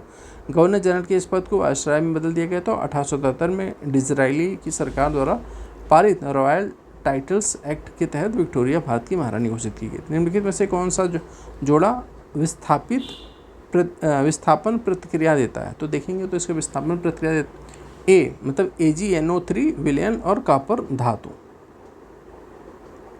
ए। ठीक है, निम्नलिखित में से किसके साथ साथ एडीज फैला हुआ, मतलब रॉकी एडीज, आपको माउंटेन पता होगा, यही पूछ रहे हैं कि निम्नलिखित में से किसके साथ साथ इंडीज फैला हुआ है। तो देखेंगे तो दक्षिणी अमेरिका के पश्चिमी घाट पे, आपने मैप देखा होगा ना, तो इंडीज़ का उसमें कह रहे हैं कि दक्षिणी अमेरिका के पश्चिमी घाट, जैसे ये है, ये पूर्वी घाट हो गई, यहाँ पे पश्चिमी घाट पे फैला हुआ। ठीक है, दुनिया की सबसे लंबी पर्वत श्रृंखला दक्षिण अमेरिका के पश्चिमी तट पर है। ये श्रृंखला 7 देशों से होकर गुजरती है, ये भी ध्यान रखिए, 7 देशों से होकर गुजरती। कितने समय में राज्यपाल किसी साधारण बिल को संबंधित राज्य विधानसभा पुनर्विचार के लिए लौटा सकते हैं, तो इसकी कोई टाइमलाइन नहीं है। ठीक है, एक बार अभी हाल ही में सुप्रीम कोर्ट ने एक डिसीजन के थ्रू कहा था कि नहीं, आपको 3 महीने या इतने दिन में आपको करना होगा, बट उसको भी फिर बाद में उन्होंने डाइल्यूट कर दिया। तो अभी भी वही समझिए, कोई समय सीमा नहीं है। ठीक है, राज्यपाल अच्छे से पढ़ के आएगा, राज्यपाल से क्वेश्चन आते हैं और राज्यपाल हमेशा चर्चा में बने रहते हैं। यूपी की युवा महिला आरती का वर्तमान पेशा क्या है, जिसने अमल लूनी महिला सशक्तिकरण पुरस्कार, मतलब ये भी है। ठीक है, इसमें ये है कि अगर भारतीय महिला किसी वर्ल्ड लेवल पे कोई मतलब भारतीय महिला क्या, भारत के लोग कोई भी हो उसमें पुरस्कार प्राप्त या सम्मानित किया जाता है, तो हमारे लिए करंट अफेयर के हिसाब से इम्पोर्टेंट है। तो ये भी देखिए, उसी हिसाब से क्वेश्चन पूछा गया था कि ये रिक्शा चालक थी, उनको वहाँ पे पुरस्कार दिया गया था कुछ। सूक्ष्म जीवों द्वारा कार्बनिक पदार्थों को तोड़ने के लिए प्रक्रिया कहलाती है, क्या कहलाती है, तो कंपोजिशन मतलब अपघटन। सूक्ष्म जीवों द्वारा कार्बनिक पदार्थों को तोड़ने की प्रक्रिया को अपघटन कहते हैं। यह प्रक्रिया तब होती है जब सूक्ष्म जीव ऊर्जा के लिए कार्बनिक पदार्थों को तोड़ते हैं और कार्बनिक पदार्थों का विघटन कई एंजाइमेरिक प्रक्रियाओं द्वारा करते हैं। निम्नलिखित में से कौन सा पूंजीवाद मतलब बॉम्बे प्लान का वस्तुकरण नहीं था, तो इसमें देखेंगे तो धीरूभाई अंबानी। वर्ष 1940 में भारत के प्रमुख उद्योगपतियों ने मिलकर बॉम्बे प्लान तैयार किया था। इसके जरिए अगले 15 साल में भारत को विकास के पथ पर लाना था। इस प्लान को JR Tata, Ghanshyam Das Birla, technocrat sir R देसीर मतलब इन लोगों ने मिलकर बनाया था। इसमें धीरूभाई अंबानी नहीं थे। 24 जून 2024 में चंद्रमा ने अंधेरे मिट्टी वाले पहला देश को, अब देखिए वही है कि पूछ रहे हैं कि जो चंद्रमा का अंधेरे हिस्से से मिट्टी लाने वाला पहला देश कौन सा बना, तो चाइना। तो ऐसे भी स्पेस के लेवल से देखेंगे, स्पेस लेवल या टेक अभी डिस्कस किया था ना कि यहाँ से क्वेश्चन थोड़ा सा ज़्यादा बनने लगे, तो टेक्नोलॉजी पे संबंधित जो भी स्पेस वाला थोड़ा सा पढ़ के जाना पड़ेगा लेटेस्ट में। गंगा और गंडक नदियों के संगम पर आयोजित होने वाला महीने चलने वाले पशु मेले का क्या नाम है, तो बहुत फेमस सोनपुर मेला। ठीक है। इसको क्या बोलते हैं कि एशिया का सबसे बड़े पशु मेला है कौन सा? सोनपुर। ये मेला कार्तिक पूर्णिमा के दिन सोनपुर बिहार और गंगा की गंडक नदियों के संगम पर आयोजित होता है। यह दिन भगवान हरिहर नाथ की पूजा की जाती है और हरिहर मेला के नाम से भी जाना आता है। ठीक है, तो 147 देख लेते हैं। संविधान की 10वीं अनुसूची के संबंध में विषयों को छोड़कर अन्य किस आधार पर राज्य विधानसभा अयोग्यता का निर्णय ले सकता है? तो राज्यपाल ले सकते हैं। ठीक है, ये तो आपने संविधान की 10वीं अनुसूची के संबंध में विषयों को छोड़कर अन्य किसी आधार पर राज्य विधानसभा में अयोग्यता का निर्णय राज्यपाल करता है। ये पूछा गया कि किसने निर्णय करता है? तो राज्यपाल करता है। सिंपल सी बात है यहाँ पे। बट ये 10वीं अनुसूची जो दल बदल वाला जो है ना, दल बदल जो कानून है, ठीक है, इसको अच्छे से पढ़ के जाइएगा। पूरी साल चर्चा में बना था और अभी भी दल बदल कानून संबंधित चर्चा में बना हुआ। कितने % पे दल बदल लागू नहीं होता, क्या उसके टर्म क्लॉज हैं, कब से लाया गया था, चीज़ें वो डिटेल में पढ़ के आना, यहाँ से क्वेश्चन आएंगे। 48 कह रहा है कि निम्नलिखित में से कौन सा वायु प्रदूषण के कारक नहीं है? तो इसमें देखेंगे जीवाश्म ईंधन का जलना। निम्नलिखित में से कौन सा वायु प्रदूषण का प्रमुख कारण नहीं है? ठीक है, तो इसमें देखेंगे तो जो मतलब जीवाश्म ईंधनों का जलना कारण हो सकता है, बट इसमें अब हम लोग को क्या करना होगा कि जो कम है, जैसे प्लास्टिक का विघटन, वनों की कटाई, अत्यधिक कीटनाशक, उसमें जो मिनिमम है वो हमें ध्यान रखना पड़ेगा। तो जीवाश्म ईंधनों के दहन में अनेक पर्यावरणीय अवायवीय गैर उत्पादित होते हैं, जैसे carbon dioxide, monocarbon dioxide, nitrogen oxide, जैसे प्रदूषण उससे, जबकि वायु प्रदूषण का प्रमुख कारण है। ठीक है, 149 कह रहे हैं मुंगेर पहाड़ी क्षेत्र निम्नलिखित भौतिक प्रदेशों में से किसका एक भाग है? तो ये देखेंगे तो मुंगेर अगर मैप में भी देखेंगे तो दक्षिण का पहाड़ी भाग है, साउदर्न हिल्स रीजन है मुंगेर पहाड़ी। अब मैप में देखेंगे तो तब भी आप मुंगेर वो देखेंगे मतलब दक्षिण में पड़ता है। मुंगेर पहाड़ी क्षेत्र बिहार राज्य के दक्षिण के पहाड़ी क्षेत्र का भाग है। मुंगेर की पहाड़ियों को मुंगेर दुर्ग और काली पहाड़ियों सम्मिलित है। मुंगेर दुर्ग गंगा नदी के दक्षिण किनारे पर स्थित पहाड़ी स्थित, जबकि काली पहाड़ी मुंगेर के जमालपुर में स्थित है। अगला क्वेश्चन कह रहे हैं कि परमाणु की संरचना के लिए एक मॉडल प्रस्तावित करने वाले पहले व्यक्ति कौन से? तो उसमें देखेंगे जे थॉमसन थे। तो देख लेते हैं, कह रहे हैं कि जे थॉमसन परमाणु संरचना का पहला मॉडल प्रस्तुत किया, जिसे प्लम पुडिंग मॉडल का नाम दिया गया था। इस मॉडल के अनुसार परमाणु का धनात्मक आवेश परमाणु के संपूर्ण आयतन में एक समान रूप से वितरित होता है तथा ऋणात्मक रूप से आवेशित इलेक्ट्रॉन तरबूज में फंसे बीज के समान होता है। ठीक है, तो ये ध्यान रखिएगा परमाणु, ये जे थॉमसन संबंधित। अब इस प्रकार से हम लोगों ने क्या किया कि 1 से 150 क्वेश्चन हम लोगों ने पूरा डिटेल में देख लिया। करंट अफेयर कहाँ से फोकस करना है, कैसे चीज़ें करनी। आप लोग जो है अगर किसी को स्लो लगे तो स्पीड बढ़ा के, बट हमें 1 से 150 एक शिफ्ट में क्वेश्चन देखना है। ऐसे ये होगा ना कि हमारी डेवलप होगी चीज़ें कि अच्छा हमारे क्या चेंजेस बिहार में आ रहे हैं, क्या क्वेश्चन पूछा जा रहा है, कहाँ पे फोकस करना, तो ज़रूर देखिएगा। प्लस साथ में एक काम और करिएगा, आप लोग लाइक सब्सक्राइब कर लीजिएगा चैनल को। ठीक है, ऐसे हम लोग पूरा 10 साल का ये डिस्कस करेंगे, मैथ रीजनिंग का टॉपिक, करंट अफेयर, हर चीज़ हम लोग डिकोड करने की कोशिश करेंगे, अच्छे से करेंगे। ठीक है, अब की बार BPSC जो 72 निकालना है प्री, ध्यान रखिएगा। साथ में एक काम और करिएगा कि जितने भी क्वेश्चन पूछे गए आप लोग अगर आता है तो ज़रूर कमेंट बॉक्स में बताइएगा, अगर नहीं आता तो आप लोग गूगल या जहाँ से पढ़ते हैं वहाँ चेक करके कमेंट बॉक्स में आंसर दीजिएगा। इससे जिसको आता है उसको भी फायदा, जिसको नहीं आ रहा उसके लिए भी हेल्पफुल होगा। ठीक है, तो मिलते हैं अगले वीडियो में, तब तक के लिए धन्यवाद।